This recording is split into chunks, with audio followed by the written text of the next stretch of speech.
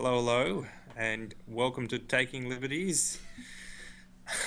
This is Zev from Melbourne, and joining us today, we also have Lee from Western Australia. Yes, hello. The one who didn't press record to start. That was my bad. Yeah. And we also Oh. have Vickers from Canberra Hey everyone, we're back. and Austin from Sydney. And today we're going to talk about a very interesting topic. Phillip Nitschke has been excluded from talking about suicide towards basically anyone ever again as a result of a deal with the Medical Licensing Board. Zev, I will just correct you. It's pronounced Friedrich Nietzsche.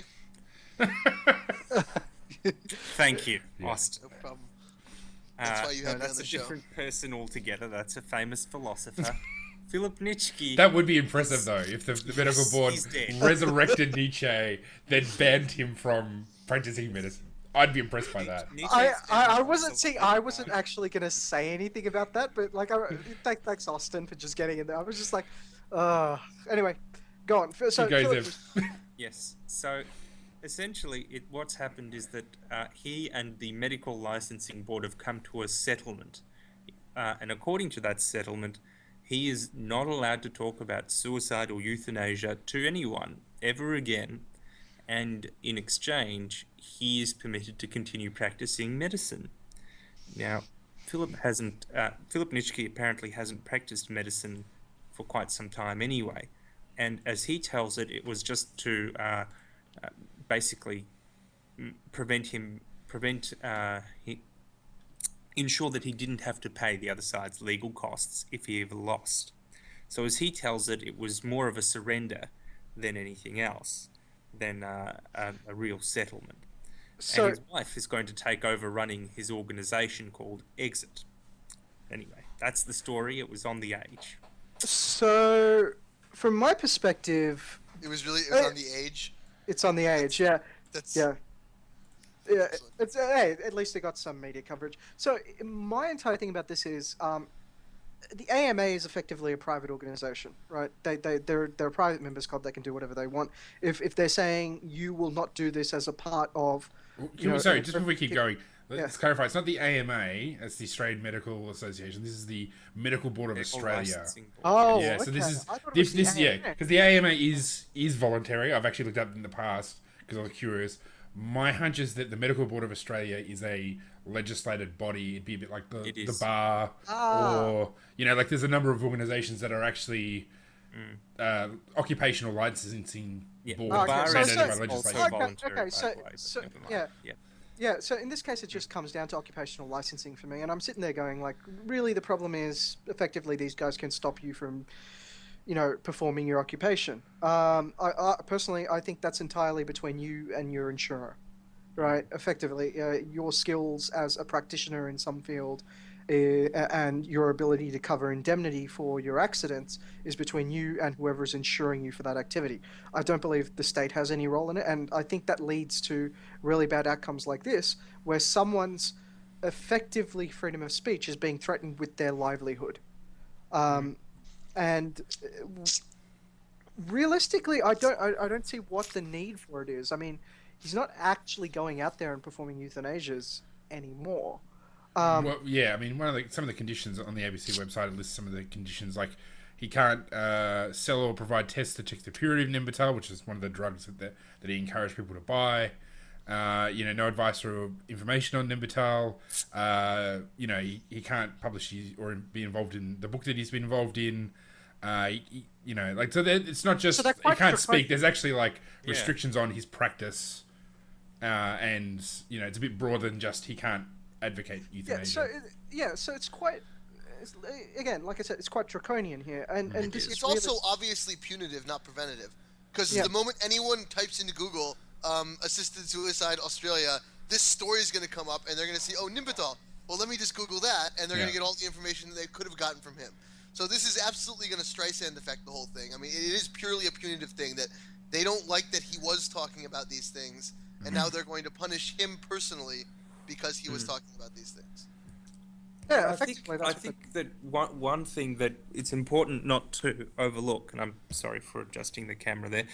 What is that there is a debate there to be had about whether doctors should advise people to look at assisted suicide, and there is a debate there about whether suicide is appropriate and whether whether people should commit suicide at all.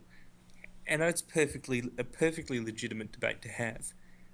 But the reality is that it's also a debate that, you know, encompasses everyone. It doesn't encompass just doctors.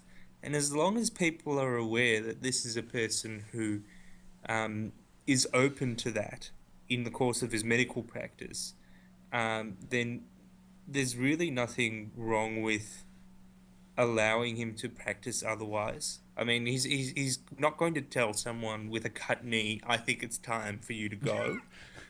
You know what I mean? Because that would just be outright murderous. But, you know, once we get to the more terminal side of things, then there's absolutely a legitimate debate to be had about whether it's ethical to do it. Personally, I don't know if it is. I'm not making a concluded judgment, but I also don't think that it should be illegal. I don't think that. I mean, at the end of the day, the idea that suicide should be illegal is a nonsense. So to me, because it's just like, I mean, boom, you're done. Yeah.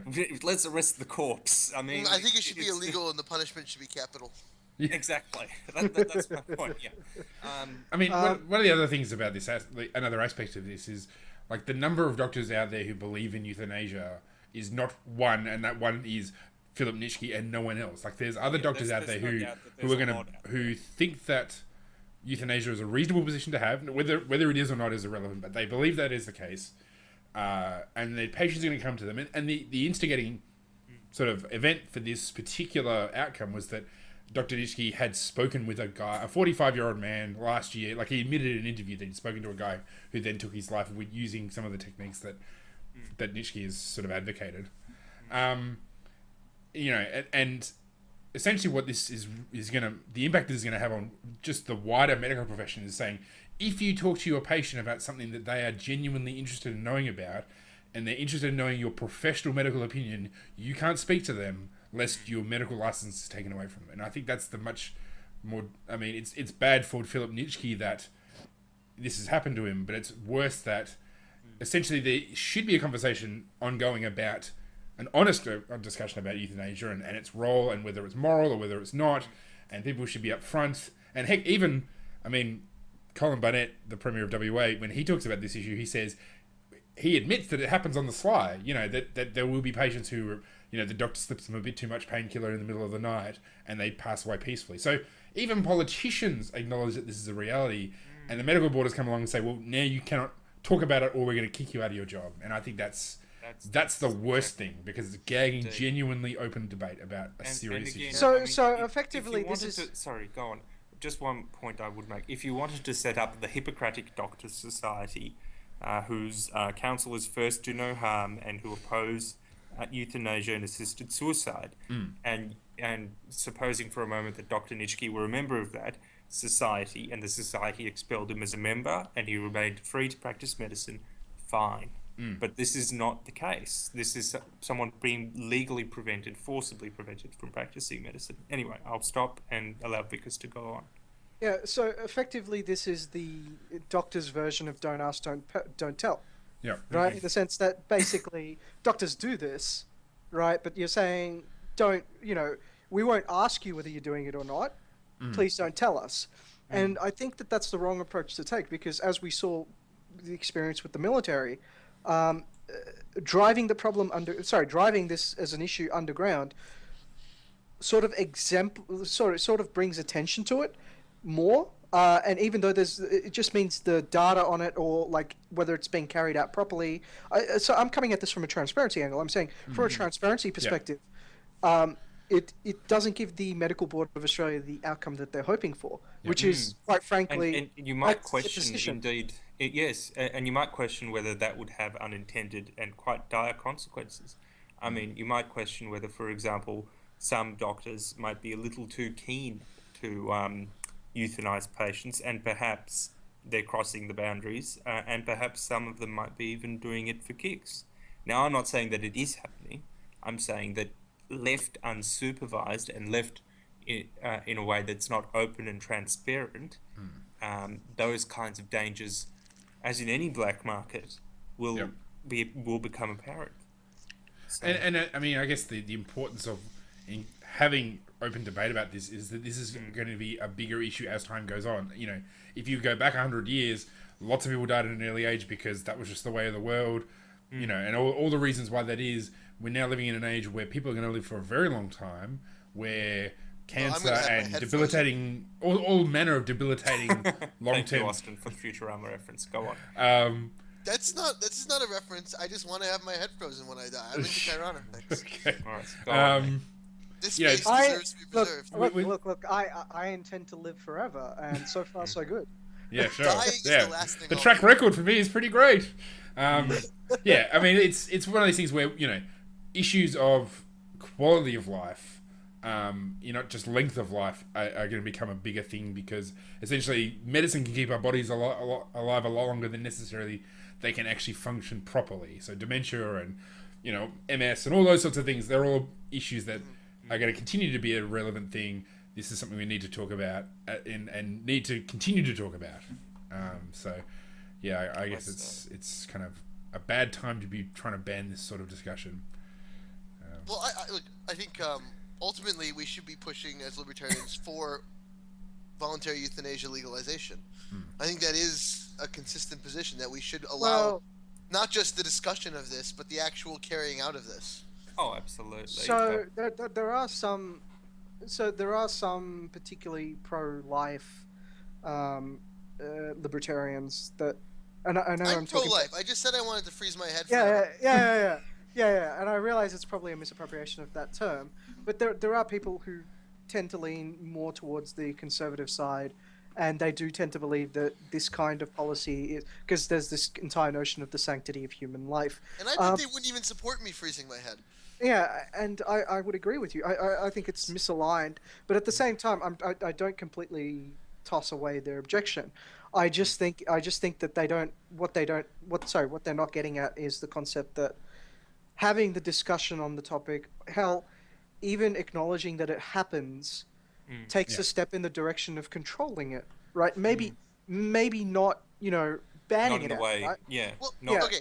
All of the concerns I've heard about voluntary euthanasia usually come down to concerns about murder. Yeah. To be honest, it's like, but what if the doctor is allowed to just pull the plug on people without their consent? Like, well, no, that's murder. That shouldn't be legal. Yeah. Or what if the person's family gets to pull the plug without? No, that's still murder. That should be illegal. I think it's a lot more. There's more complexity to complex it than just like it's murder or it isn't. Like, so as someone who is a Christian and an evangelical conservative Christian, and for the longest time was against euthanasia, I guess I can speak from experience. I think the issue, like strictly voluntary euthanasia, that is, old person with functioning brain, dysfunctioning body, says, I want to die. I think people can generally understand, like even people who are against euthanasia can say, that's okay, that makes sense. We could support that. The main issue is involuntary euthanasia, that is, where you've got elderly people who cannot, wouldn't ordinarily be able to consent, but clearly are suffering. Yeah. And then there's also the kind of the slippery slope argument, which is, essentially around the issue of depression and suicide. So it was a case, I think, in Western Australia. It might have been elsewhere. No. So there was a case. So the biggest case of this is in Belgium, where they found out after an investigation that a nursing home was basically voluntarily euthanizing people to save money. Yeah. Now, in that case, as Austin said, it is technically murder. That's not even technically murder. It's obviously murder. Yeah. They were just offering people. Well, they were. But these people didn't have the cognitive facilities in order to prevent that. And the thing is, I don't think anyone actually got charged for murder in that, if I recall correctly, which is why conservatives jump up and down and go, look, governments can, organize the legal murder of people. Yeah. And I think that basically because of the intricacies of how law works, you arrive at situations like that if you're not careful with the way you. Well, can I just go to the depression and suicide thing? Because there was a case in Western Australia where a woman sought out Nembutal. She went to Mexico. She was, I think, in her 30s. She might have had a kid, but she had issues with depression, severe depression.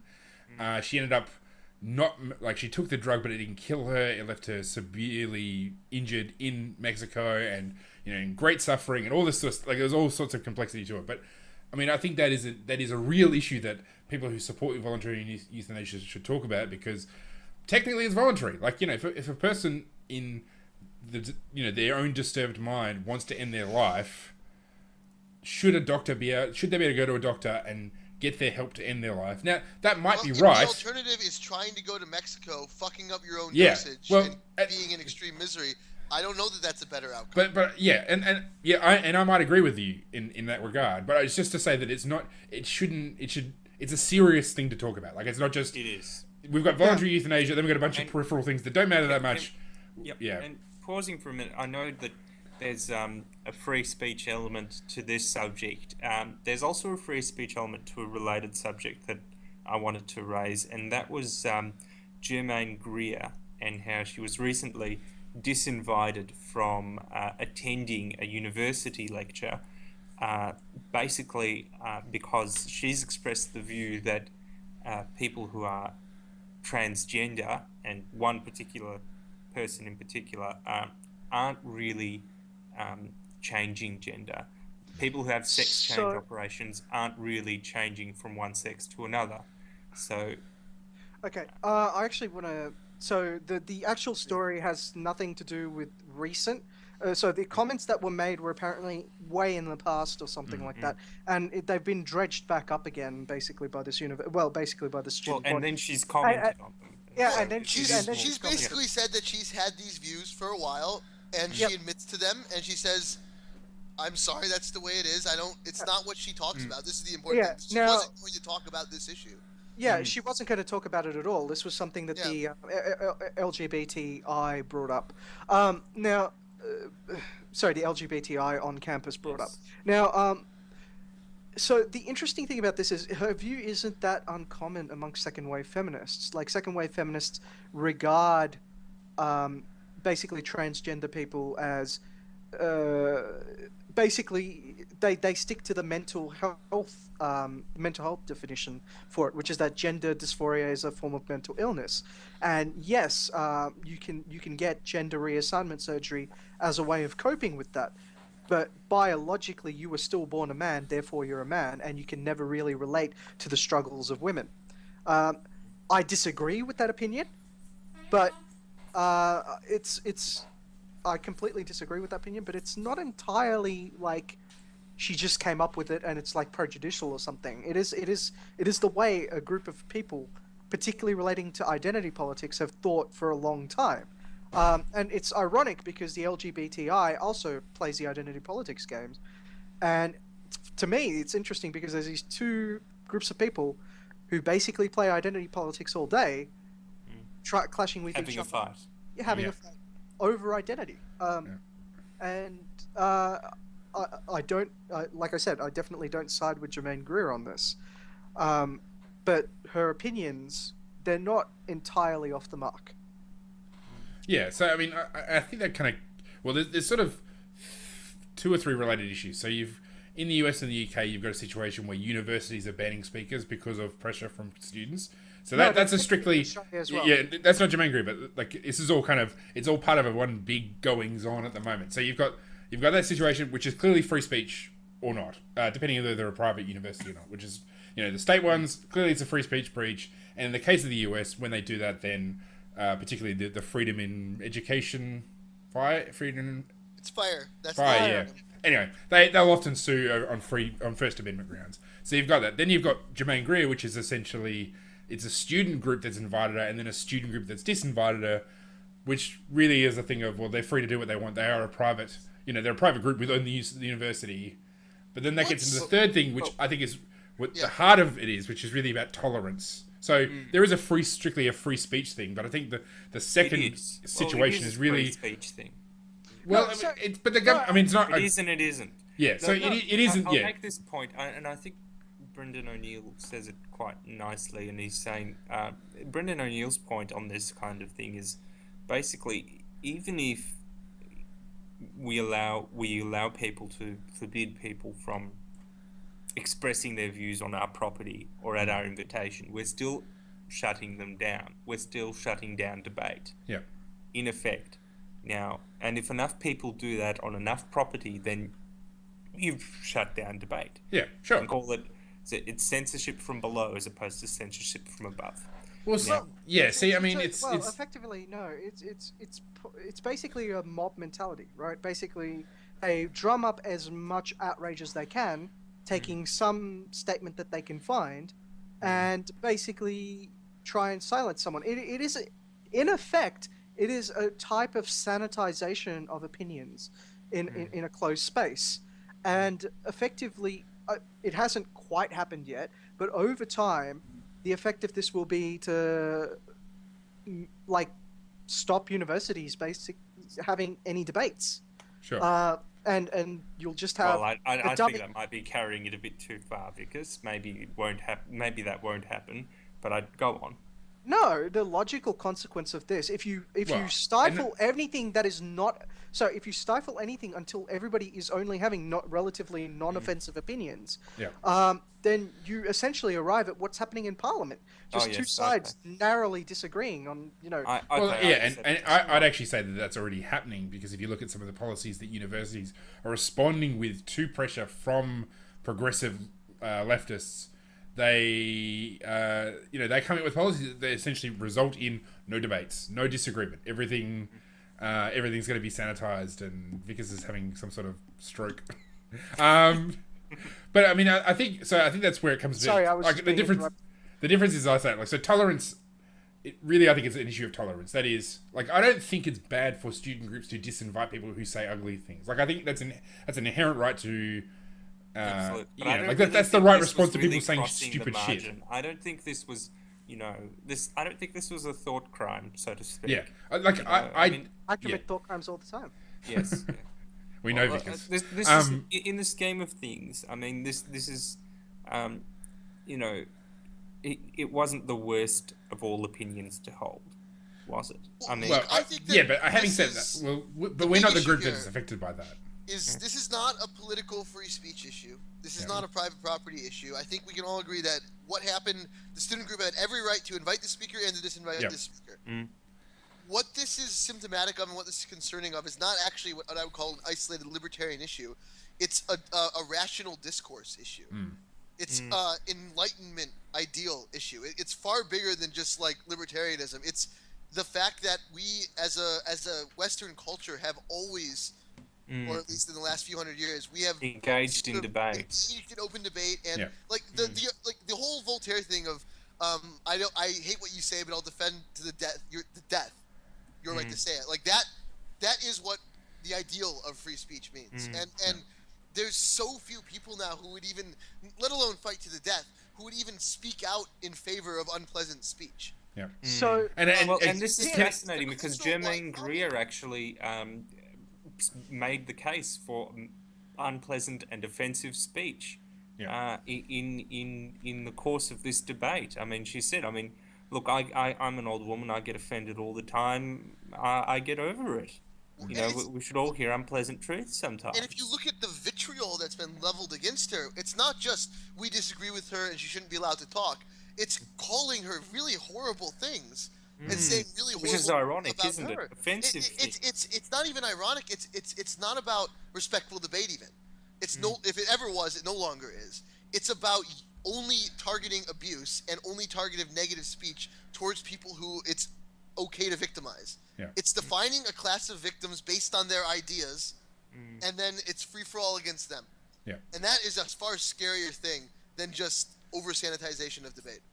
Yeah, and I guess that was the point I was trying to come around to, that it's the issue of tolerance is about what sort of values do we have in our society, and I think the Enlightenment ideal of, as Austin's already brought up, of allowing somebody to say something but then disagreeing with them is important, because it's actually worth talking about these things out in the public. Like, if Germaine Greer is wrong, and this is an article I think somebody shared on Facebook, which was in the Guardian, which is essentially, from what I understand, saying we should have these ideas openly heard so people can disagree and people can come up to a different conclusion. Like, Germaine Greer might be right, she might be wrong. I don't have a particular strong view.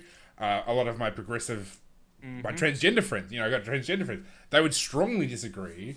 Yes. And with that, and essentially silence the debate means you don't get to hear those arguments. You essentially only get to hear one thing, and that's it, which is... And we are worse for it. Yeah. And on that note, perhaps we might... thank you for listening, and stop silencing our debate, Siv. Note that it has been a good half hour's discussion. Dankeschön. Okay. Thank you for joining us in our safe space.